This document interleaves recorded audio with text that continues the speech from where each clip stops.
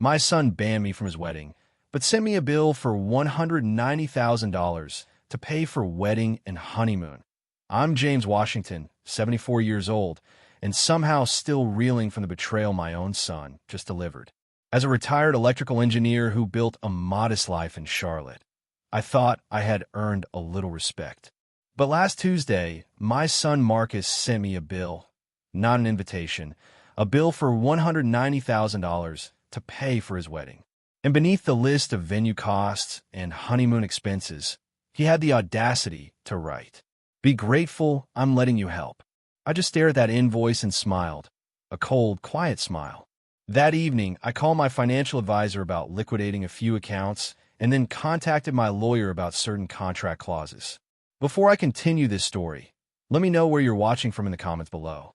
And hit like and subscribe if you've ever had to teach someone that respect cannot be bought. Growing up in segregated North Carolina taught me early that dignity comes from within, not from anyone else's approval. My late wife, Ruth, and I built our life on that belief through hard work and sacrifice. Our 3-bedroom brick house, with its small garden and carport, represented decades of careful saving and wise choices. Ruth passed away 5 years ago after a long battle with cancer, leaving me to face Marcus' transformation alone. During high school and college, he was the kind of son any father would be proud of, an honor roll student, recipient of an engineering scholarship to Duke, a respectful young man who called home every Sunday. But somewhere between his corporate promotion and meeting Ashley Richardson, his priorities began to shift like sand. Ashley came from old Charlotte money, the kind that whispers rather than speaks and measures worth by zip codes. At family dinners, she would smile politely while making subtle comments about upgrading their lifestyle and networking with the right people. I watched as Marcus slowly adopted her vocabulary, trading authenticity for aspiration. The first crack appeared at Ruth's funeral. Marcus arrived in an expensive suit, with Ashley whispering in his ear about keeping the service tasteful but brief. When I suggested that Ruth's church choir sing her favorite hymn, Ashley interrupted, saying it might run long for some guests. Marcus sided with her. 6 months ago, Marcus announced their engagement during Sunday dinner. But instead of joy, Ashley immediately launched into wedding plans that sounded more like a corporate merger than a celebration of love. When I asked about the guest list, she casually mentioned they were curating an intimate experience, which apparently meant excluding family members who didn't fit their aesthetic vision. Then, last month, the final insult arrived by courier. The official invitation list somehow didn't include my name, though Ashley's yoga instructor and personal shopper both made the cut. When I called to ask about the oversight, Marcus mumbled excuses about limited capacity and complex dynamics before handing the phone to Ashley. "James," she said, using that tone people reserve for children who don't understand. "We need this day to reflect our future, not dwell on the past." You understand, right? I understood perfectly. I understood that my son had traded his backbone for a membership card to a world that would never truly accept him. I understood that Ashley saw me as an embarrassment, a reminder of Marcus's roots, something that didn't photograph well for their social media narrative. But they made one critical miscalculation. They assumed that because I was excluded, I'd still pay for their fantasy. The invoice on my kitchen table proved their arrogance knew no bounds. Venue rental, luxury catering, 5-star honeymoon, even a professional photography package designed to immortalize their love story. What they didn't know was that this retired electrical engineer spent 40 years learning how systems work and what happens when you remove the wrong component. They were about to learn that respect and money flow in the same direction, and I was about to redirect both streams. The pocket watch on my mantle ticked steadily, the same rhythm that had counted down Ruth's final days, that had measured Marcus's childhood years. Now, it would mark the beginning of the most important lesson I'd ever teach my son, about the difference between love and leverage. That night, I powered up my laptop and began pulling threads. The first search was simple: Harbor View Estate, their chosen venue. The website gleamed with marble columns and golden hour photography, the kind of place that charged extra just for existing. But buried in the fine print, I found something useful. A 50% non-refundable deposit and strict policies against substitutions. Next, I checked Premier Catering. Their gallery looked like something out of a magazine. Ice sculptures, luxury, plating, servers who probably earned more per hour than I ever did in a day. But what caught my eye was their payment structure. Net 30 for corporate clients, but wire transfers required 72 hours in advance for private events. Then came Platinum Events Photography. Their Instagram was a parade of flawless couples and perfect lighting. But their VIP wedding package stopped me cold. Exclusive social media content, professional editing for publication, and coordination with lifestyle bloggers. This wasn't just a wedding. This was a production, a show built to impress strangers. And somehow, I was expected to bankroll it, while being banned from even watching.my phone buzzed. A text from an unknown number. Mr. Washington, this is Jonathan from Premier Catering. We're finalizing details for the Washington Richardson wedding and just wanted to confirm your payment schedule since you're listed as the primary contact. Call me when convenient. Primary contact? I stared at those words until they burned into my retinas. Marcus hadn't just sent me a bill. He'd made me the financial guarantor for vendors who would come knocking when payments ran late. The audacity was breathtaking. I dialed the number. Jonathan answered on the second ring, his voice carrying that polished cheer people use when dealing with wealthy clients. Mr. Washington, thanks for calling back.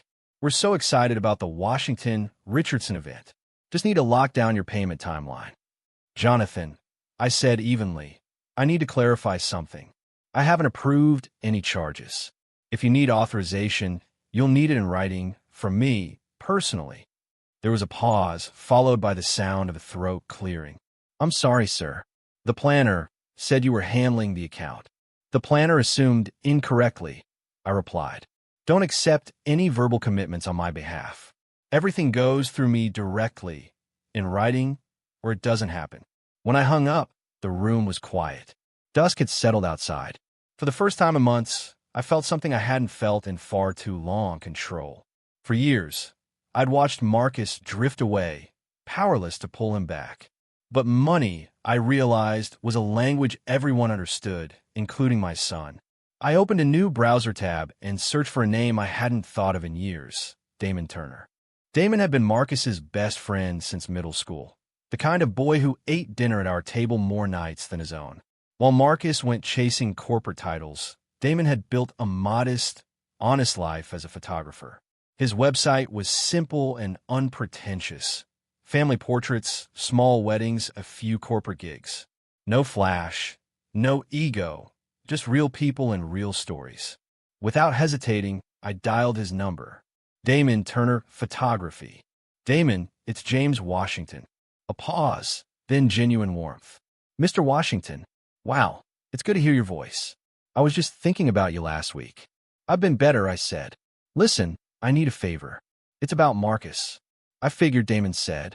He called a few months ago, asked if I'd shoot his wedding. When I quoted him my rate, he laughed and said they were going with someone more aligned with their vision. Haven't heard from him since. The casual cruelty of it stung. Damon had been like a second son to us. Marcus had tossed him aside because he wasn't expensive enough. I need eyes and ears, Damon.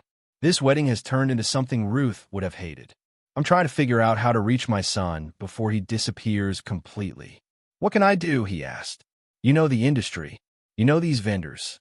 Help me understand what I'm really paying for. There was a pause, then Damon's tone hardened. Mr. Washington, from what I've heard through the grapevine, this isn't a wedding. It's a debut. Ashley's been telling people it's their coming out party for Charlotte society. The photography package alone costs more than most people's cars. My stomach tightened. Coming out party?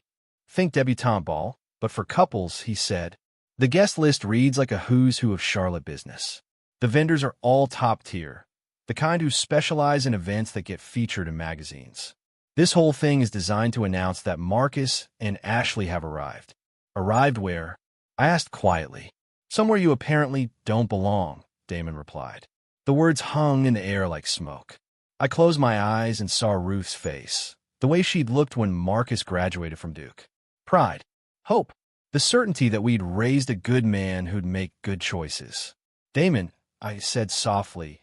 Can you give me vendor timelines, payment schedules, anything that might give me leverage? I can do better than that, he said. I know people. Let me make some calls. After he hung up, I walked to the mantel and picked up Ruth's photograph. In it, she's holding infant Marcus, both of them glowing with the kind of joy that doesn't need filters or staging. I traced her face with my finger and whispered an apology for letting our son forget who he was. My phone buzzed again. This time it was Marcus. Dad, I heard you call the caterer. I did. Why are you making this complicated? Just sign the contracts and let us handle the details. Marcus, do you hear yourself? I said, keeping my voice steady. You banned me from your wedding, but expect me to pay for it. You made financial commitments in my name without asking. You turned your back on friends who loved you because they weren't expensive enough. When did you become someone I don't recognize? There was silence. When he finally spoke, his voice was smaller, almost boyish. Ashley says you wouldn't understand the position we're in. The expectations. I understand perfectly, I said. You're trying to buy acceptance from people who will never see you as anything more than an interesting addition to their dinner parties.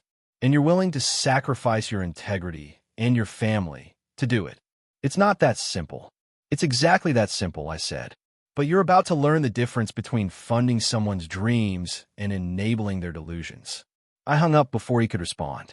Immediately, I called my financial advisor. Robert, it's James Washington. I need to set up a restricted escrow account. I want full control over what gets paid and when. As I gave him the vendor information, a familiar satisfaction stirred in me. The quiet pride of setting a boundary and watching others learn to respect it.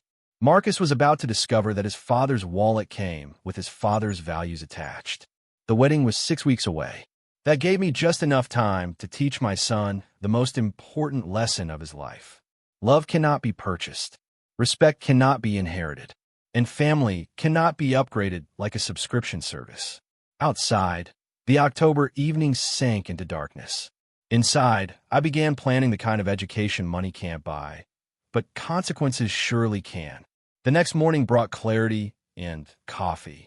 I sat at my kitchen table with a yellow legal pad, sketching lines and connections like I used with electrical schematics. Every system has weak points, places where if you apply pressure just right, you can redirect the entire flow.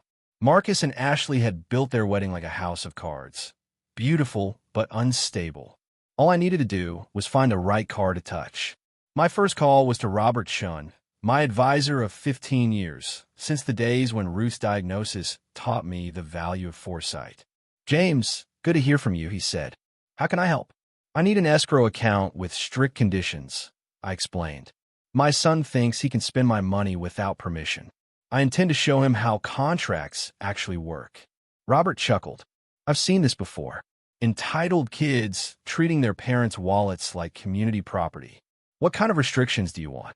Power, basic lighting, food, insurance. Nothing decorative, nothing for show. If it doesn't keep people fed and safe, I don't fund it. Smart boundaries, he said. I'll have the paperwork ready this afternoon. You'll have full control. Next, I called Damon. He'd left a voicemail overnight. What he'd found made my blood pressure rise. Mr. Washington, his message began, I did some digging. This wedding isn't just expensive, it's being coordinated like a media event. Ashley hired a publicist to pitch it to lifestyle magazines. They're calling it a modern love story and planning a full social media campaign. A publicist. For wedding. I gripped the phone tighter. What else?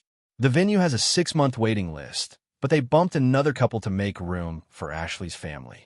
The catering includes a wine pairing that costs more per bottle than most people spend on groceries in a month. And get this, they hired a drone operator for aerial shots. Apparently, Ashley wants cinematic footage they can use in a documentary someday. I closed my eyes and exhaled slowly. Ruth would have been horrified. To her, weddings were sacred promises, not performances. Damon, I said finally, can you get me inside information on vendor payment schedules? When deposits are due, what happens if payments are late? I can try, he said. Most of these high-end vendors are strict about timelines. Miss a payment window, and they'll drop you faster than a live wire. Good, I said. Let them be strict. Strict is honest. After hanging up, I opened my laptop and began drafting what I called my Declaration of Financial Independence. It was short, clear, and legally airtight. I, James Washington, hereby establish the following conditions for any financial contributions to the Washington Richardson wedding. All expenditures must be approved by me in writing prior to commitment. My financial participation assumes my presence and recognition as father of the groom. No funds will be released for decorative, promotional, or media-related expenses. Violation of these terms immediately voids all financial obligations. I leaned back and read it twice. It wasn't anger that filled me, it was resolve. Marcus was about to learn what every man must eventually understand. Money builds walls or bridges, depending on who holds the blueprint that I printed 3 copies, signed them all, and placed one safely in my vault. The other 2 were meant for people who needed to understand that the rules had officially changed. At exactly 2 o'clock, the doorbell rang. Through the peephole, I saw Ashley, immaculate as ever. Her outfit probably cost more than my monthly grocery budget. She held a manila folder in one hand and wore the polite, confident smile of someone used to getting her way through charm and persistence. I opened the door, but didn't invite her in. "James, we need to talk," she said. "We can talk right here." Her smile wavered but didn't break. "This is about the wedding, about Marcus, about family. Surely we can sit down like civilized people." "Ashley," I said evenly, "every time we've sat down like civilized people, you've tried to convince me that my presence would be an embarrassment. I'd rather stand." Her mask slipped slightly. "Look, I know there have been misunderstandings." "No misunderstandings," I replied. "You don't want me at your wedding." I heard that loud and clear. "But you do want my money." "That's not a misunderstanding. That's a business proposition." She opened the folder and pulled out a glossy brochure. "I wanted to show you what we're creating. This isn't just a wedding. It's a celebration of everything Marcus has achieved. The venue, the guest list, the photography, it all reflects the life he's built." I glanced down. Harbor View Estate looked like something out of a movie. Marble columns, trimmed hedges, and perfection so sterile it made real people feel like intruders. "Ashley," I asked quietly, "in all these plans, these photographs, and this guest list, where exactly do you see love?" Her eyes flickered. "Excuse me." "Love," I repeated. "The reason people get married. Where is it in this brochure?" Her composure cracked a little. "Everything we're doing is about love. We're celebrating our relationship, our future together." "No," I said. "You're celebrating your image. There's a difference." She crossed her arms. "You don't understand the position Marcus is in now. The people he works with, the opportunities that come from being seen in the right places with the right people. This wedding isn't just about us. It's about his career, his future, his family." "His family?" I asked. "Then why isn't his family invited?" Silence stretched between us like a drawn bowstring. When she finally spoke, her voice had an edge I hadn't heard before. "James, I'm trying to be diplomatic here. Marcus and I have worked very hard to build something meaningful. We can't have elements that don't fit the aesthetic we've created." "Elements," I repeated. "Is that what I am?" Her voice turned colder. "You're a man who spent 40 years working with your hands. Our friends are doctors, lawyers, executives. They expect a certain level of sophistication." And there it was, the truth she'd danced around for 2 years. I wasn't unwelcome because of what I'd done, but because of who I was. A black man who'd built his life through sweat and skill, not inheritance. Someone whose presence reminded everyone that Marcus hadn't always belonged to their polished world of wine lists and whispered reputations. "Ashley," I said quietly, "let me teach you something about sophistication. Truly sophisticated people don't exclude the man who raised the groom. They don't send invoices to those they've banned from the event. Sophisticated people understand that love isn't a brand to be managed." Her cheeks flushed. "Fine. Be stubborn. Marcus told me you'd be difficult, that you never understood his ambitions. Did he also tell you about the second mortgage I took to pay for his education? The truck I sold to cover his mother's medical bills? The 60-hour weeks I worked so he could afford those ambitions? That's in the past. That's what love looks like," I said firmly. "Not a photo shoot. Not a curated guest list for networking. Love is sacrifice without applause. She shoved the brochure back into her folder. I came here to include you, to help you understand what we're trying to accomplish. But if you're going to be bitter about choices that don't revolve around you, maybe it's better you stay home. Maybe it is, I said. But if I stay home, my money stays home too. Her eyes narrowed. What does that mean? I pulled out my phone and showed her the email from Robert confirming the escrow account setup. It means every vendor on your list now needs my written approval before they see a dime. It means your publicity campaign doesn't get funded. It means your drone footage, your luxury packages, get paid for with someone else's money. You can't do that. I already did, I said. Marcus listed me as the primary financial contact on all those vendor contracts. That gives me full legal authority over what gets paid and what doesn't. Her composure cracked completely. You selfish old man. Do you know what you're destroying? The connections, the opportunities. I'm not destroying anything, I said calmly. I'm setting boundaries. You want to climb? Fine. Just don't expect the man you've rejected to fund your ladder. Marcus will never forgive you for this. Maybe, I said softly, but he'll respect me. And right now, I'll take respect over forgiveness. She turned sharply and stormed toward her car, her heels clicking against the concrete like a countdown. As she drove away, I felt something I hadn't felt in months. Peace. The kind that comes when you draw a line and finally mean it. Moments later, my phone rang. Marcus, Dad, what did you say to Ashley? She's furious. I told her the truth. That love doesn't require a publicity campaign. She's just trying to do something special for us. No, I said. She's trying to do something special for herself. There's a difference. And the fact that you can't see it worries me more than anything else. Why are you making this so hard? We invited you to contribute, to be part of something beautiful. You invited my wallet, Marcus, not me. You banned your father from your wedding, then asked him to pay for it. If you can't see what's wrong with that, we have bigger problems than wedding plans. He was silent for a long moment. When he finally spoke, his voice was smaller. Dad, I'm caught between you and Ashley.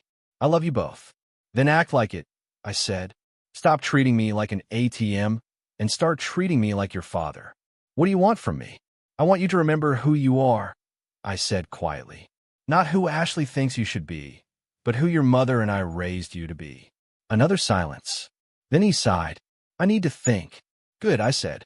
Thinking is what adults do before making decisions.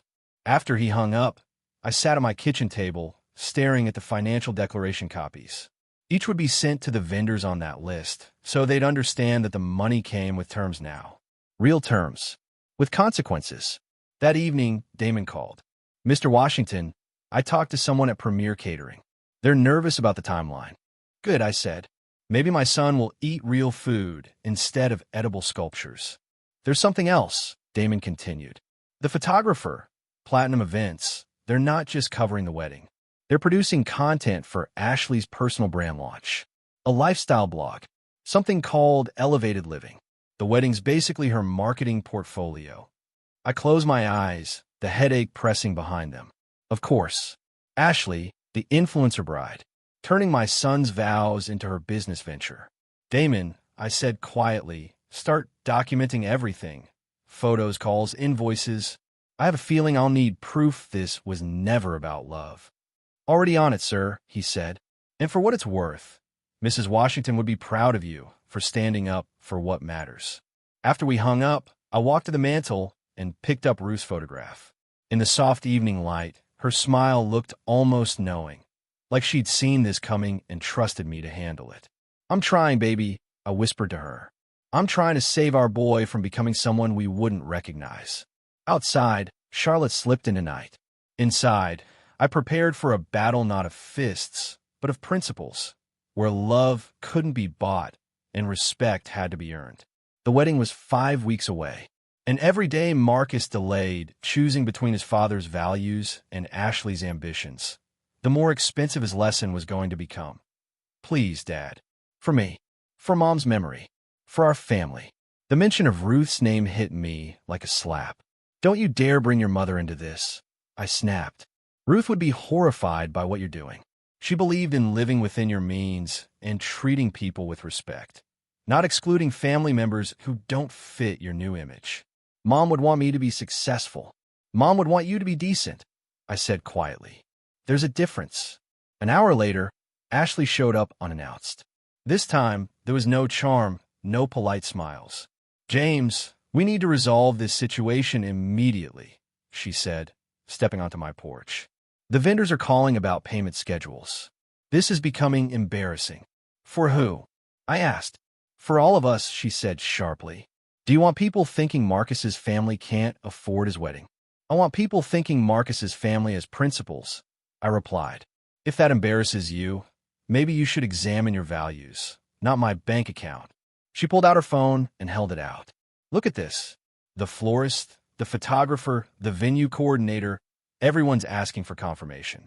You're creating chaos. I leaned forward and read the messages over her shoulder, professional politeness barely covering their rising panic. Requests for payment confirmations, timeline concerns, subtle hints that things were unraveling. Ashley, I said, this isn't chaos. It's accountability. Every business runs on cash flow, and every vendor deserves to know who's actually authorizing their checks. But you are authorizing them. The contracts have your name. My name was put on contracts I never signed, I said calmly. That's a big difference. Her composure wavered. What exactly do you want, James? More money? More control? A bigger role in planning? I want my son back, I said quietly. The one who called me every Sunday. The one who remembered my birthday. The one who didn't treat his father like an inconvenient secret. She sighed. James, you're being dramatic. Nothing's changed between you and Marcus. Everything has changed, I said. He used to value my opinion. Now he avoids my calls. He used to bring his girlfriends home. He hid you for 6 months. He used to talk about his future with excitement.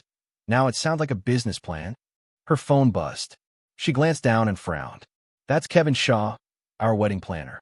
He wants to meet this afternoon to discuss budget realities. Kevin Shaw, I asked. Who's that?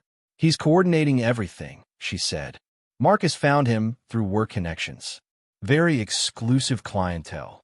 Something about her tone made my stomach tighten. How exclusive? He only takes referrals, she said proudly. Very discreet, very professional. He's handled weddings for some of Charlotte's most prominent families. When she left, I called Damon immediately. I need you to research someone named Kevin Shaw, wedding planner. Works by referral only. On it, he said. Give me an hour. When he called back, his voice was grave. Mr. Washington, Kevin Shaw isn't just a wedding planner. He's what they call a lifestyle facilitator. Meaning what exactly? He helps people look wealthier than they are, Damon explained. He arranges short-term financing through private lenders, high-interest bridge loans to make clients appear successful. Think payday loans for the upper class. My stomach dropped. Are you telling me Marcus borrowed money for this wedding? I'm saying Shaw specializes in helping young professionals fake affluence until they can afford it for real, Damon said. The problem is most never can. Based on the vendor list Ashley's been showing around town, we're probably talking 60 to 80,000, maybe more. I hung up and immediately called my financial advisor, Robert Chin. Robert, I need you to run a credit check on Marcus. Full report, recent activity, everything. James, Robert said carefully, I can't do that without his permission. Then get his permission, I said. Tell him his father needs to understand his financial situation before making any commitments. And if he refuses, well, then I'll already have my answer. Marcus called an hour later, his voice tight with anger. Dad, why are you checking my credit? Don't you trust me? Marcus, trust is earned, I said evenly. And lately, you haven't been earning it. This is insulting. I'm a grown man with a good job and a bright future. Then you shouldn't mind showing me your financial statements. There was silence. When he finally spoke, his voice was smaller, almost defeated. Dad, there might be some temporary cash flow issues. Define temporary. Kevin arranged a bridge loan to cover vendor deposits. It's standard practice for weddings this size. Everyone does it. How much? $75,000. The number hit me like a punch. Marcus, that's more than some people make in a year. It's an investment in our future. Ashley's family expects a certain standard. And what happens? I asked quietly. If your promotion doesn't come through, if Ashley's raise gets delayed, if the economy shifts and you're left with a debt you can't pay, Dad, you're catastrophizing. Everything will work out. Famous last words, I said, usually right before bankruptcy. That afternoon, Kevin Shaw himself called. His voice was smooth, too smooth, the kind of voice used to convincing people that expensive mistakes are opportunities. Mr. Washington, he said warmly, I understand there's been some confusion regarding vendor authorizations. I'd like to meet in person to walk you through our payment structure. I'll meet you, I said, but I'm bringing my financial advisor. Of course, he replied easily. Transparency is key in these arrangements. We met at his office in Charlotte's financial district. Everything about the place screamed old money. Leather chairs, mahogany paneling, abstract art that probably cost more than my first car. Shaw was exactly what I expected. Charming, confident, and entirely too comfortable spending other people's money. Mr. Washington, he began, I want to assure you that your son's financing is perfectly above board. We specialize in helping young professionals bridge the gap between current income and future earning potential. At what interest rate? I asked. His smile never faltered. Our rates are competitive for the specialized services we provide. That's not an answer, Robert said, leaning forward. What's the annual percentage rate on Marcus's loan? 18%, Shaw said smoothly. I nearly choked. 18%? Are you kidding me? Mr. Washington, he said calmly, this is a short-term facility, 6 months maximum. When Marcus's promotion comes through, he'll refinance through traditional channels. And if his promotion doesn't come through? I asked. For the first time, Shaw's polished smile faltered. We're very confident in Marcus's prospects. But if you're wrong? I pressed. He hesitated. Then we work out payment arrangements that protect everyone's interests. I leaned back slowly. I see. And by everyone, I assume you mean you. Robert and I exchanged a look, the kind that needed no words. We both knew exactly what Shaw meant. Legal action, asset seizures, credit destruction. All the predictable consequences when young people mistake dreams for guarantees. Mr. Shaw, I want to see the loan documents, I said firmly. I'm afraid those are confidential between us and Marcus, he replied smoothly. Then this meeting is over. I stood up to leave, but Shaw raised a hand. Mr. Washington, perhaps we can reach an accommodation. If you were to guarantee a portion of Marcus's obligation, we could restructure the terms more favorably. You're asking me to co-sign my son's debt. Think of it as supporting his aspirations. I think of it as enabling his delusions, I said coldly. Robert and I walked out without another word. That evening, the calls started pouring in. Premier, catering, wanted confirmation of payment. Harbor View Estate needed deposit verification. Platinum Events, photography, requested clarification on their contract. Every caller was polite, but firm. Either the money moved or the services stopped. I gave them all the same response. Submit your invoices to my escrow account. If I approve the charges, you'll be paid within 24 hours. If not, find another funding source. By Friday, the pressure was mounting. Ashley called twice. Marcus called 3 times. Kevin Shaw left 2 voicemails. Every conversation followed the same tired pattern. Pleading, reasoning, bargaining, and finally, threats. Dad, you're sabotaging my wedding. Marcus said over the phone, frustration breaking through his voice. I'm teaching you about consequences, I replied evenly. Ashley's parents are asking questions. Her father wants to know if we can handle our financial obligations. Can you? I asked. We can with your help. That's not the same as being able to handle them, I said quietly. That evening, Damon called with an update that confirmed what I'd suspected. Mr. Washington, I spoke to someone at Harbor View Estate. They're getting nervous about the Washington-Richardson wedding. Payments are behind schedule, and they're starting to make contingency plans. What kind of plans? They've got other clients waiting for that date. If payments don't clear by next Wednesday, they'll offer the slot to someone else. Good, I said flatly. Let them. Maybe Marcus will finally learn that real life runs on real deadlines. Saturday morning brought the most desperate call yet. Marcus's voice trembled, raw and exhausted.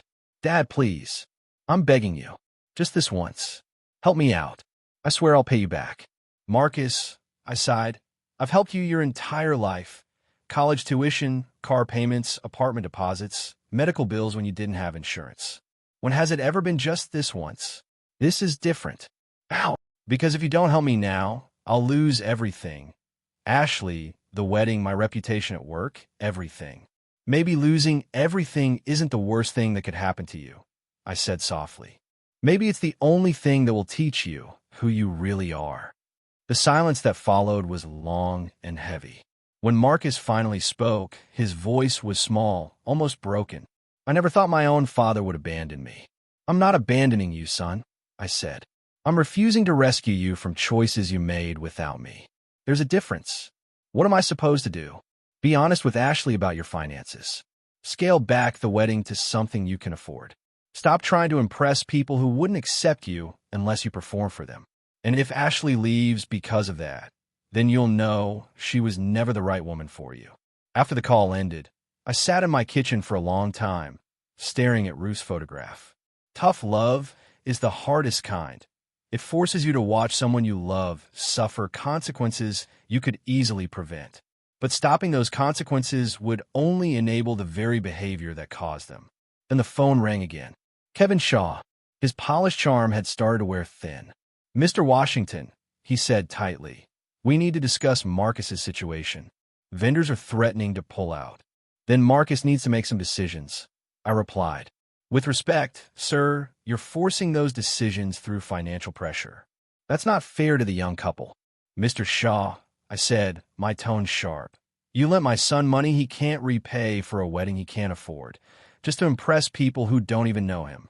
Don't lecture me about fairness. We're trying to help Marcus achieve his dreams. You're helping him buy a fantasy with borrowed money. When reality hits, you'll be long gone with your commission, and he'll be left holding the debt. Mr. Washington, perhaps we could create a payment plan that works for everyone. Here's my payment plan, I interrupted. Marcus cancels the loan, scales back the wedding, and learns to live within his means. You find another client to exploit. I hung up and immediately called my lawyer. Tom, I need you to draft a letter stating that I have no financial responsibility for any debts my son incurs without my written authorization. James, what's going on? He asked. My son is learning the difference between what he wants and what he can afford, I said quietly. And I want to make sure that lesson doesn't become my liability. By then, the war lines were clear. On one side, Marcus, Ashley, and Kevin Shaw, clinging to their illusion of success built on borrowed money and hollow appearances. On the other, me, standing alone with nothing but principles and the financial discipline to back them. The wedding was just 4 weeks away. Something was bound to break. I only hoped that when it did, my son wouldn't be crushed beneath the weight of the house of cards he'd built. Monday morning proved me right. Kevin Shaw called again, his voice stripped of pretense. Mr. Washington, we have a serious problem. Harbor View Estate is threatening to cancel the reservation unless they receive full payment by Wednesday. That's 48 hours. Then you'd better figure out how to find $48,000, I said calmly. Sir, with respect, this affects your son's reputation as much as his finances. When word spreads that the Washington-Richardson wedding was canceled for non-payment, it will follow Marcus for years.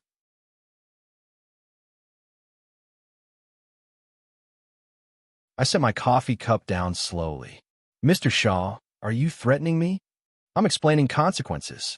Charlotte's social circles are smaller than you might think. People talk. The fantasy, I muttered under my breath. Mr. Washington, Shaw said smoothly, I've worked with dozens of families in similar situations. There's always a way to resolve things that preserves everyone's dignity. Whose dignity are we preserving? I asked sharply. Yours? Ashley's? Because Marcus lost his dignity the moment he borrowed money he couldn't repay to impress people who don't actually care about him. His tone hardened. I'm trying to help your son. No, I said evenly. You're trying to protect your commission. Big difference. I hung up and immediately called Damon. How fast can you get a Harbor View Estate? 20 minutes. Why? I want eyes on the ground. If they're really preparing to cancel, there'll be signs, staff meetings, backup bookings calls. Watch for anything unusual. I'm on it. An hour later, Damon called back with confirmation. Mr. Washington, it's real. The events coordinator was on the phone with another client when I walked past her office. I heard her say the October 28th slot might open up due to payment issues. Good, I said. Let Marcus learn what contracts actually mean. At noon, Ashley called, her voice trembling with panic. James, Kevin says you're refusing to guarantee the venue payment. Do you understand what this means? It means actions have consequences. It means social suicide. Do you know who's supposed to be at this wedding? Partners from Marcus's firm. Clients. I've been cultivating connections that could make or break careers. If we send cancellation notices, we'll be the laughingstock of Charlotte. Ashley, if these people are truly Marcus's friends and colleagues, wouldn't they understand financial limitations? Wouldn't they respect him for making responsible choices? That's not how the world works, she snapped. That's not how your world works, I corrected calmly. There's a difference. Her voice cracked slightly. James, you're destroying everything we've built. What you've built, I said, is a house of cards. I'm just refusing to keep it standing with borrowed money. Marcus will never forgive you. Maybe, I said quietly, but he'll survive, and maybe one day he'll thank me. Tuesday brought the confrontation I'd been expecting. Marcus called and asked to meet at Meridian Park, the same place Ruth and I used to take him to feed the ducks when he was little. The irony wasn't lost on either of us. He was already sitting on the old wooden bench when I arrived, the one where Ruth used to read him stories. He looked older than his 32 years, worn down by stress and bad choices. Dad, we need to fix this, he said. I sat beside him without speaking. Sometimes silence does more than words ever could. Kevin says the venue's gone unless we pay by tomorrow, Marcus continued. Ashley's been crying for 2 days. Her mother called this morning asking if we needed financial help, which was humiliating beyond description. What did you tell her? That we had it handled. He paused. But we don't, do we? We don't have anything handled. Marcus, I said softly, when did you stop telling me the truth? He stared out at the pond, watching ducks drift in slow circles. When I started being ashamed of it. Ashamed of what? Of needing help. Of not being as successful as I pretend to be. Of dating a woman whose family has more money than mine ever will. And you thought borrowing money would fix that? I thought it would buy me time to catch up. Catch up to what, son? An image? A lifestyle? You're chasing something that doesn't exist. We sat quietly for a long moment. When Marcus finally spoke again, his voice was barely a whisper. I love her, Dad. I know you don't understand why, but I do. I understand love, I said gently. What I don't understand is sacrificing yourself to keep someone else happy. She's not asking me to sacrifice myself. Isn't she? I asked. She asked you to exclude your father from your wedding. She asked you to take out a loan you can't repay. She asked you to pretend to be someone you're not. What part of yourself is left? Marcus lowered his head into his hands. I don't know anymore. Then maybe it's time to find out, I said. That evening, the final wave hit. Ashley called first, then Marcus, then Kevin Shaw. Each conversation followed the same desperate rhythm. Pleading, bargaining, threatening, and finally, attacking. You're a bitter old man who can't stand to see his son succeed. You're sabotaging Marcus out of jealousy. You're proving Ashley was right about your character. I didn't defend myself. Sometimes the truth doesn't need defense. It just needs silence. By Wednesday morning, the call I'd been expecting finally came. Mr. Washington, a polite voice said, "This is Patricia from Harbor View Events. I'm calling to confirm that we'll be releasing the October 28th date to our waiting list unless payment is received by 5 p.m. today." I understand completely, I said. Business is business. Will payment be forthcoming? Not from me. I see. Shall I inform the wedding party? That's your decision, I replied. My son made commitments without securing funding. The consequences belong to him. At 3 p.m., Marcus called, his voice breaking. Dad, they canceled the venue. Ashley's locked herself in the bedroom. Her parents are driving down from Richmond. This is a disaster. Marcus, I said calmly, this isn't a disaster. This is reality arriving right on schedule. How can you be so calm about this? Because I've been expecting it. You can't build dreams on borrowed money and expect them to stand. What am I supposed to do now? Make better choices. Cancel the loan before the interest ruins your credit. Plan a wedding you can actually afford. Marry Ashley if you love her, not because of her connections. And if she won't marry you without the big wedding, then you'll finally know what she really loved about the relationship. Thursday brought news I hadn't anticipated. Damon called, his tone grave. Mr. Washington, I found something interesting. Ashley's been meeting with a real estate agent. For what condos? Expensive ones.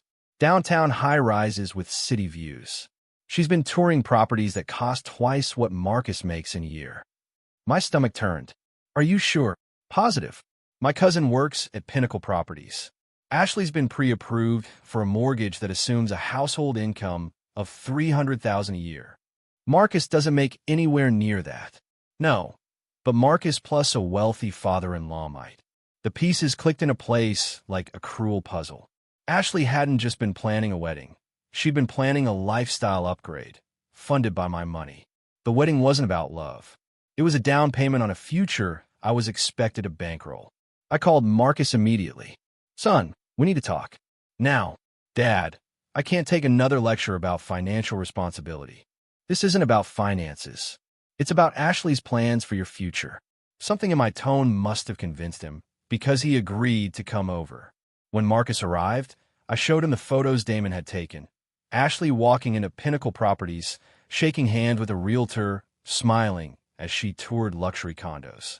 I don't understand, he said, though his voice betrayed a flicker of realization. Your fiancée has been shopping for a life she expects me to pay for, I said quietly. The wedding isn't the end, it's just the beginning. Marcus stared at the photos, then looked up, his eyes filled with something between heartbreak and disbelief. You think she planned this from the start? I think Ashley saw a young man with potential and family money and made a calculated choice. That's a terrible thing to say about someone. It's a terrible thing to do to someone. He turned to the window, looking out at Ruth's old garden. When he turned back, his voice was softer. Dad, what if you're right? What if everything I thought was real was just manipulation? Then you've learned one of life's hardest lessons before it costs you everything, I said. And if I'm wrong, she'll prove me wrong by staying with you even when the money's gone. Friday brought the test neither of us wanted, but both needed. Marcus called Ashley and told her the truth. The venue was canceled, the loan withdrawn, and the wedding would need to be scaled back or postponed. According to Marcus, her reaction said everything. She didn't ask how he was coping. She didn't suggest alternatives. Her first question was whether my escrow account could still be accessed for a smaller venue. And when he said no, she sighed and said, maybe we should postpone everything until we could do it right. By right, she meant expensive, Marcus said bitterly. What did you tell her? I asked. I told her that if she loved me, the size of the wedding shouldn't matter. We could get married at City Hall, and it would mean just as much. And what did she say? She said that proved I didn't understand what marriage represents in terms of social positioning. Marcus fell silent. And in that silence, the illusion finally broke. The final blow came on Saturday morning. Marcus showed up at my door, a manila envelope in his hand, and exhaustion written all over his face. The kind of exhaustion that comes from spending a sleepless night facing the truth. Dad, you need to see this. Inside the envelope were the original seating charts from the canceled wedding. Marcus had found them while searching Ashley's desk for vendor information. I'd seen many guest lists in my time, but this one was different. It wasn't just about names and table numbers. It was a blueprint for social advancement. Table 1, Ashley's parents and their country club friends. Table 2, partners from Marcus's law firm and their wives. Table 3, local business leaders Ashley wanted to impress. Every table was carefully curated to serve a purpose, strategic networking disguised as celebration. Then I saw it. Table 7, labeled family obligations. For seats, Marcus's aunt and uncle from Durham, a distant cousin, and at the bottom, a note so small it was almost hidden. Father, seat TBD pending contribution resolution. My blood ran cold.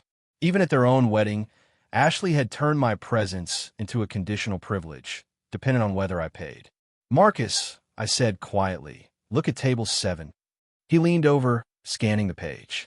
His expression shifted, confusion, then recognition, then the crushing weight of realization. She wasn't going to let you come unless you paid. Was she?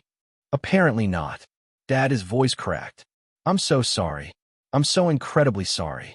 Don't apologize to me, I said softly. Apologize to yourself for ever believing you had to buy love. Marcus folded the seating chart and slipped it back into the envelope. When he looked up, I saw the man I'd been missing for 2 years, stripped of pretense, free from the illusion Ashley had helped him build. Dad, what do I do now? You decide who you want to be, I told him. With or without Ashley. With or without the debt. With or without the image she's been selling you. It's going to hurt. Growing up always does, but the alternative is staying a child forever. And children can't sustain marriages. That afternoon, he left to have what he called the most important conversation of my life. For 3 days, I heard nothing. When Marcus finally called, his voice sounded lighter, fragile but free. Dad, Ashley and I are taking a break. She's moving back to Richmond to think things through. The wedding's officially postponed. How do you feel about that? Relieved, scared, grateful, like I can finally breathe again. And the debt. Kevin's restructuring it into a personal loan. It'll take me 2 years to pay off, but I'll manage it without dragging anyone else into it. Marcus, I said quietly, I'm proud of you. For what? Making a mess of everything. For cleaning it up before it became permanent. For the first time in months, the tension began to fade. My son was learning the difference between love and dependency, support and enablement, family and business. The lessons had cost him dearly, but they were worth it. That evening, I sat in my kitchen staring at Ruth's photograph. For the first time since this ordeal began, I felt peace. Not because everything was fixed, but because everything was finally honest. The wedding was gone, but my son was coming back to himself, and that was worth more than any ceremony Ashley could have staged. But the calm lasted only 48 hours. Damon called, and the tone of his voice immediately darkened the air. Mr. Washington, you need to know something about Ashley. That LLC I mentioned, I got access to the filings. Richardson Lifestyle Enterprises registered 6 months ago, right after the engagement. I set down my coffee. What kind of business? On paper, it's a lifestyle consulting company.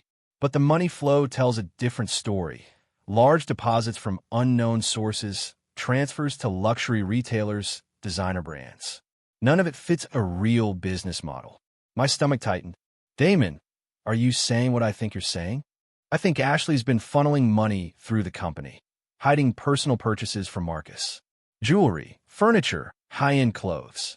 I've tracked at least $40,000 in the past 6 months. Where's that money coming from? That's the part one can't trace. The deposits are irregular. Not salary, not family money. Something else. I ended the call and immediately rang my lawyer, Tom Harrison.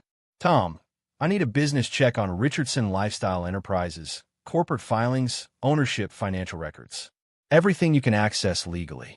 James, he said cautiously, last week you were worried about wedding debt. Now you're investigating corporations. I'm starting to think the debt was just the tip of a much larger iceberg. 3 hours later, Tom called back, and what he told me turned my suspicion into certainty. James, it's registered as a sole proprietorship under Ashley Richardson's name and social security number. The address is a rented mailbox service in South Charlotte. The kind people use when they don't want their real address connected to public records. In other words, I said grimly, she didn't want it traced. That afternoon, I called Marcus and told him to come over. My tone must have told him enough, because he arrived within the hour. Dad, you sounded serious. What's going on? I handed him the documents. Did you know Ashley started a company 6 months ago? He frowned. What company? Richardson Lifestyle Enterprises. Marcus's eyes scanned the pages in disbelief. Dad, that's impossible. Ashley doesn't have a business. She worked for a nonprofit. That's her only job. Then how do you explain these records? $40,000 in transactions under her name since January. That can't be right, he said, shaking his head. We share finances. I would know if she had that kind of money. How often do you check your joint account statements? Marcus hesitated. Not often. Ashley handles the details. She's better with that stuff. Then check them. Right now. He opened his banking app. I watched his face pale as he scrolled. Dad, there are withdrawals I don't recognize. 5,000 in August. 8,000 in September. All marked as wedding expenses. But I never approved transfers this big. How much was supposed to be in that account? 25,000. My bonus and her contributions. He swallowed hard. There's only 3,000 left. The silence in the kitchen was heavy. Outside, life went on. Cars passing, dogs barking, neighbors chatting. Inside, my son was realizing the woman he planned to marry had been quietly draining their shared savings for reasons she'd never explained. The truth, finally, had arrived, and it hurt more than either of us could have imagined. Marcus, I think we need to figure out where that money went. This has to be a mistake. Ashley wouldn't. She couldn't. Dad, Marcus said quietly, some people do things we never think they're capable of when they want something badly enough. He spent the next hour on the phone with his bank, requesting detailed transaction records. When the report finally came through, it painted a picture of financial deception far beyond wedding expenses. Dad, Marcus whispered, reading from his phone, the money went to cash withdrawals and wire transfers. The withdrawals happened at ATMs all over Charlotte. The wire transfers went to something called Richardson Lifestyle Enterprises. I frowned. Ashley was transferring your joint money to her private business account. But why? What was she buying that she couldn't tell you about? Before he could answer, my phone rang.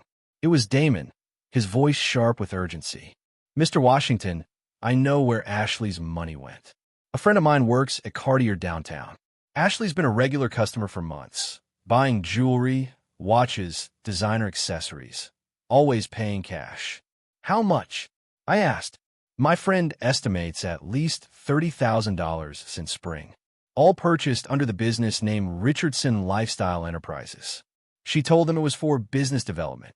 I looked over at Marcus. His face had gone pale. Anything else, Damon? Yeah, he sighed. She's also been shopping at designer furniture stores, high-end stuff. She told the salespeople it was for her new consulting office. That's another $15,000 minimum. When I hung up, Marcus just stared at his phone, as if it might somehow explain what didn't make sense. Dad, he said quietly, Ashley's been lying to me for months, maybe longer, about our finances, her business, everything. I'm sorry, son, I said gently. I know this hurts. He dropped his head into his hands. I feel like an idiot. How'd I not see this? Because you trusted someone you loved. That's not stupidity, Marcus. That's faith. Ashley chose to betray that faith. Just then, my phone rang again, an unfamiliar number this time. The voice on the other end was one I recognized. Kevin Shaw, the wedding planner. He sounded anxious. Mr. Washington, we have a serious situation. Several vendors are threatening legal action over unpaid deposits. That's Marcus' problem, not mine, I said flatly. Sir, Shaw replied, your name is on the vendor contracts as the financial guarantor. Legally, you could be liable for the debts. My stomach tightened. That's impossible. I never signed any guarantor agreements. The wedding planner contract includes a clause stating the primary family contact assumes financial responsibility, he explained. Send me copies of every document that supposedly bears my signature, I said sharply. I want to see what I'm accused of agreeing to. Mr. Washington, Shaw warned, this needs to be resolved quickly. Premier Catering is threatening a lien. Harbor View Estate wants cancellation fees, and Platinum Events Photography is demanding compensation for lost bookings. How much are we talking about? Approximately $35,000, he replied. When I hung up, Marcus and I just sat there in stunned silence. The wedding that was supposed to cost $190,000 was now costing money even though it wasn't happening. Dad, I'm ruined, Marcus said. The joint account's empty. Ashley's been stealing our money, and now vendors want another $35,000. Take a breath, I told him. We'll deal with one problem at a time. I immediately called my attorney, Tom Harrison. Tom, I need you to review some wedding contracts. Kevin Shaw claims I'm financially liable for debts I never agreed to. Email me everything, Tom said. I'll look through it tonight and call you in the morning. That evening, Marcus sat at my kitchen table surrounded by bank statements, trying to piece together the full scope of Ashley's deception. I found myself thinking about something Ruth used to say, that crisis doesn't change people, it reveals them. Ashley's crisis had exposed lies, manipulation, and greed. She'd drained accounts, hidden a business, and left Marcus legally exposed, all while painting herself as the victim. Marcus' response was different. Painful honesty, genuine remorse, and the strength to face the truth. He was learning, growing into the man Ruth and I had always hoped he'd become. Dad, Marcus said softly, without looking up, I owe you an apology, one bigger than words. For what? For choosing Ashley's version of success over your values. For cutting you out of the wedding while expecting you to pay for it. For thinking love could be bought and family didn't matter. Marcus, I said, you don't owe me an apology. You owe yourself a promise to never let anyone treat you like this again. He sighed. What if I can't trust my own judgment anymore? What if I just don't see people clearly? Then you'll learn, I told him. Experience is expensive, but it's also how we grow. The next morning, Tom called with news that shifted everything. James, I reviewed the documents. You're not liable. The contract language is misleading on purpose to make people think they're guarantors when they're not. The vendors can try, but they have no legal standing. The debts belong to Marcus and Ashley. What about the financial guarantor clause Sham mentioned? Pure intimidation, Tom said. He's hoping you don't know the difference between being listed as a contact and being legally responsible. Relief flooded through me, followed by anger at Shaw's manipulation. Tom, can we go after him for attempted fraud? We could, he said, but it might not be worth the trouble. The real question is whether Marcus is liable for the full amount when Ashley was a co-contractor. That afternoon, I made a decision that even surprised me. I called Ashley directly. James, why are you calling me? She demanded. Because my son deserves to know who he was planning to marry. I don't know what you mean. Richardson Lifestyle Enterprises. $30,000 in jewelry. $22,000 transferred from Marcus' joint account. Should I continue? There was a long silence. Ashley, are you there? How did you find out about that? She finally asked. Does it matter? I said, you've been living a double life, funded by the man who trusted you. I didn't steal anything, she snapped. That money was for our future together. Jewelry and designer furniture were for your future together. You wouldn't understand, she said coldly. Image matters in my world. Marcus needed to see that I could elevate his status. By bankrupting him, I asked. By showing him what success looks like. I hung up, realizing I was speaking to someone who lived in a completely different moral universe. Ashley truly believed deception was just another form of ambition. That evening, Marcus made a decision that marked his turning point, from victim to survivor. Dad, he said firmly, I'm calling Kevin Shaw tomorrow to cancel the remaining contracts. I'll negotiate the legitimate fees, close the joint account Ashley had access to, and file a police report about the unauthorized transfers. Are you sure about the police report? I asked. He nodded. It's time to stop being afraid of the truth. Of course, here's your rewritten version polished for clarity, emotional depth, and natural human flow, while keeping the original meaning and dramatic tone fully intact. It reads like a professional silent revenge story scene, fluent, non-repetitive, and emotionally grounded. I'm sure about wanting this to end cleanly, Marcus said quietly. Ashley needs to face consequences, and I need to stop enabling her choices. I nodded, pride and sadness tangled in my chest. Marcus, I'm proud of you. Don't be proud yet, he sighed. I've got 2 years of debt to pay off and a lot of rebuilding to do. But at least now, I'm building on solid ground. The revelations had fallen into place exactly as they needed to. Ashley's house of lies had collapsed. Marcus' eyes were finally open, and the vendor threats turned out to be nothing more than empty intimidation. What remained was the hard work, rebuilding a life based on truth instead of illusion. That night, I sat in my kitchen, Ruth's photograph propped beside me. The satisfaction I felt had nothing to do with being right. It came from seeing my son choose integrity over image. The lessons had been expensive, but they were worth every penny. 3 weeks later, just when life began to feel steady again, I got a call that made my stomach tighten. It was Marcus. His voice carried a mix of exhaustion and determination I hadn't heard before. "Dad, Ashley's back from Richmond. She wants to go through with the wedding." I set down my newspaper. "What wedding? You canceled everything." She says she secured new funding. Her parent agreed to cover the costs if we scale it back to something more manageable. She's booked a smaller venue for this Saturday. "And what did you tell her?" I said I needed to think about it. She's acting like none of the financial stuff ever happened. Like we can just pretend the lies and hidden accounts were all a misunderstanding. I leaned back in my chair. "What do you want to do, Marcus?" "I want to see who she really is when the pressure's on," he said. "If she's changed or if she's just better at hiding things." "Marcus, that's a dangerous game." "Maybe," he said quietly, "but I need to know for sure before I can move on with my life." That afternoon, Ashley called me directly. Her voice was bright, too bright, like someone trying to sell a lie wrapped in politeness. "James," she began sweetly, "I wanted to personally invite you to our wedding this Saturday. I know there have been misunderstandings, but Marcus and I are committed to starting fresh." "What wedding?"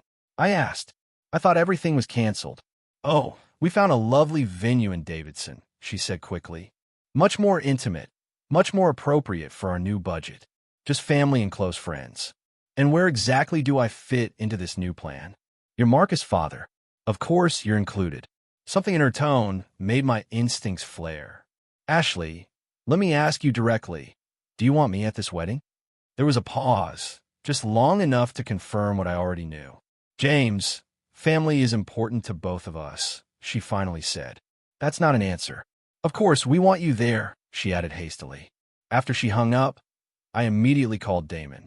"I need you to check out a venue in Davidson. Something Ashley claims is booked for this Saturday." "On it," he said. "What's your gut telling you?" "That Ashley's still playing games," I replied.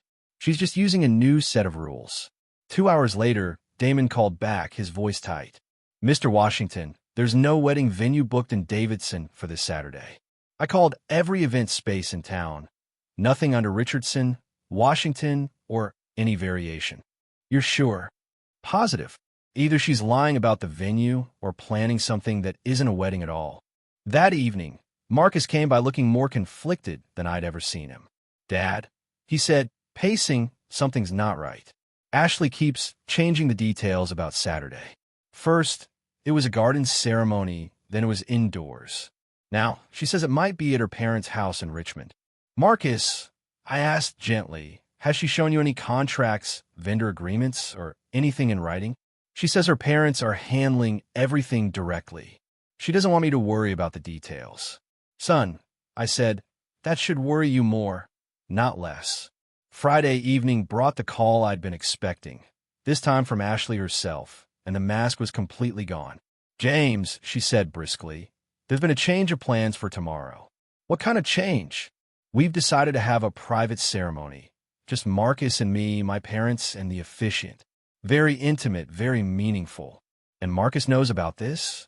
"He's fine with it," she said quickly. "He understands that after everything that happened, we need to focus on what's really important, our commitment to each other without outside distractions." "Outside distractions?" I asked. "Is that what you call his father?" "James," she snapped, "you've made your feelings about our relationship very clear. We just don't want any negativity on our special day." I hung up and called Marcus immediately. He answered on the first ring. "Dad, Ashley just told me you can't make it tomorrow because you're not feeling well." "That's interesting," I said evenly, "because she just told me you decided you wanted a private ceremony without family." The silence that followed was deafening. "Marcus, are you there?" "She lied to both of us," he said quietly. "Yes," I replied. "She did." "Dad, what should I do?"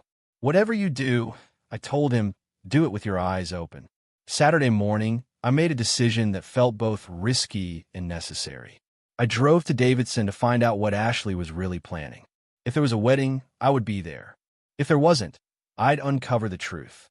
The trail led me to Riverside Gardens, a small event space just outside Davidson, technically in Cornelius, which is why Damon hadn't found it. I followed a line of white balloons and Ashley's latest social media posts until I spotted it. From across the street, I watched vendors unload. A small catering truck, a florist van, a photographer. None of them from the luxury companies Ashley had originally hired. This wasn't the grand spectacle she'd once dreamed of. It was a stripped-down version, still pretty but rushed, improvised, hollow.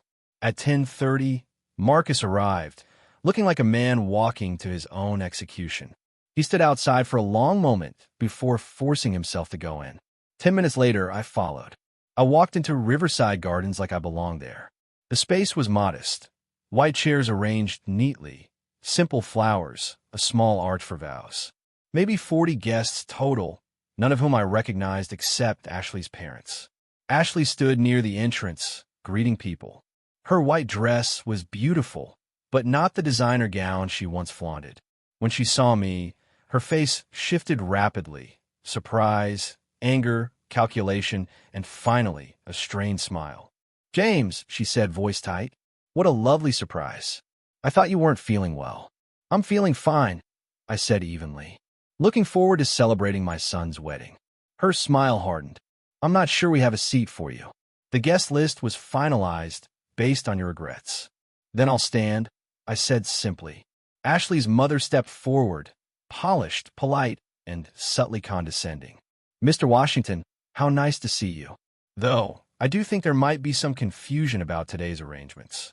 "No confusion on my end," I said calmly. "Not anymore. My son is getting married, and I'm here to witness it." "Of course," Ashley's mother replied smoothly.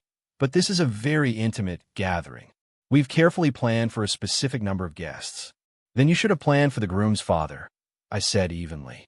Ashley's father stepped forward, extending a hand that radiated quiet authority. "Mr. Washington, perhaps we could step outside and discuss this reasonably." "I'm being reasonable," I said. "I'm a man attending his own son's wedding." "Sir, we've arranged this event based on certain understandings about family participation." "What understandings?" I asked. "That I didn't deserve an invitation to my own son's wedding?" The exchange drew attention. Guests began whispering, watching the growing tension near the entrance. Ashley's face flushed with anger and embarrassment. "James, you're creating a scene," she snapped. "I'm stating facts," I said calmly. "You lied to Marcus about me declining to attend. You lied to me about him wanting a private ceremony. Now you want me to quietly disappear so no one asks why the groom's father wasn't invited." The sound of my voice carried across the room. Then, through the crowd, I saw Marcus.